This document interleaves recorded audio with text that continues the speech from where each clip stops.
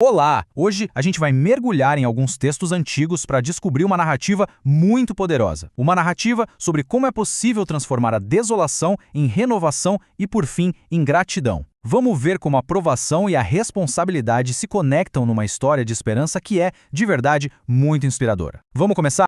A gente começa com essa imagem, nossa, que imagem visceral do Salmo 116, né? É um sentimento que quase todo mundo conhece. A sensação de estar no fundo do poço, encurralado pela angústia. Esse é o nosso ponto de partida. Um lugar de aflição profunda que, na verdade, prepara o terreno para uma jornada de libertação. E aqui está o nosso roteiro de hoje. A gente vai seguir essa jornada em 5 partes, saindo de uma terra desolada para chegar numa vida com propósito e gratidão. Vai ser uma caminhada bem clara, da dificuldade até uma conclusão cheia de esperança e bem prática. Bom, nossa primeira parada nos leva a um lugar que é, de fato, bem difícil.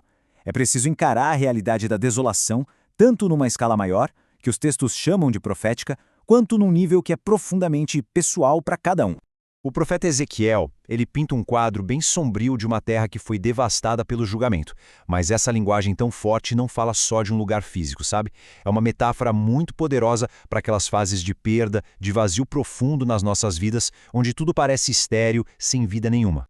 Então, o ponto central é este. Desolação é mais do que só ausência. É uma condição ativa de destruição e de vazio. E é isso que conecta a grande profecia de Ezequiel com aquele grito pessoal de angústia que a gente ouviu no Salmo. É o problema que precisa de uma solução. Isso, claro, nos leva a uma pergunta fundamental. Como é que a gente deve entender e navegar por esses tempos tão difíceis? Os textos oferecem uma distinção que é crucial. Vamos dar uma olhada em como isso se desenrola. O interessante aqui é a clareza que o livro de Tiago oferece.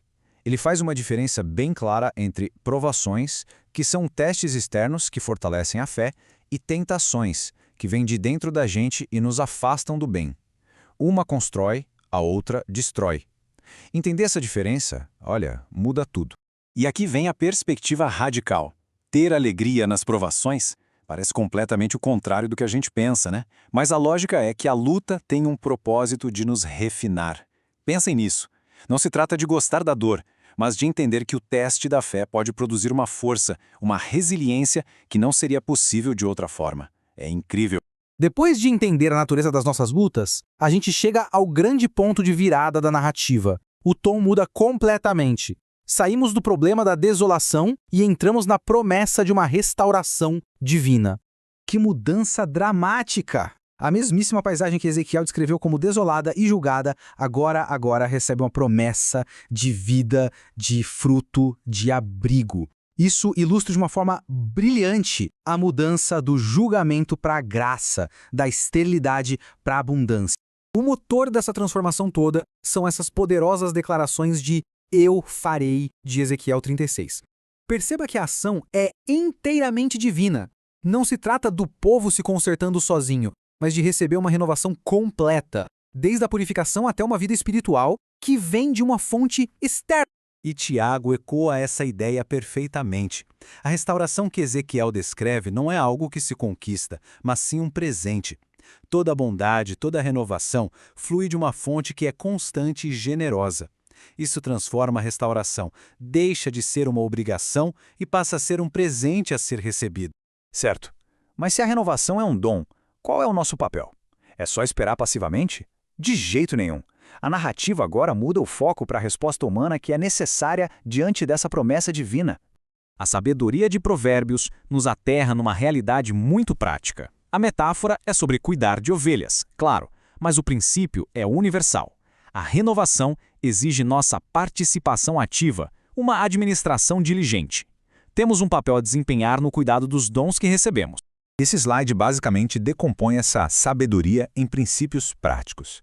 Consciência, atenção e humildade. É reconhecer que, embora a provisão venha de fora, a nossa responsabilidade é gerenciar tudo isso muito bem, com um olho no presente e outro no futuro. É a fusão perfeita da fé com a ação. Isso nos traz de volta ao começo. Começamos com um grito de angústia pessoal, vimos a promessa de renovação e o chamado ao trabalho diligente. Agora, vamos explorar a resposta final e talvez a mais importante de todas. Este gráfico visualiza de forma perfeita a jornada emocional do salmista. Começa na escuridão da angústia, passa pela alegria da libertação e culmina não apenas em alívio, mas em uma pergunta ativa de gratidão. A libertação leva necessariamente a uma resposta. Essa é a questão central de toda a nossa análise, a pergunta que conecta tudo. Aquele trabalho diligente de Provérbios não é para ganho pessoal, ele se torna a nossa resposta de gratidão à bondade que foi recebida. O nosso trabalho se torna a nossa gratidão em ação. A resposta do salmista é lindamente ativa.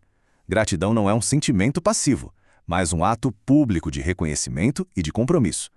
Levantar o cálice e cumprir os votos significa viver de um jeito que honre o presente que foi recebido.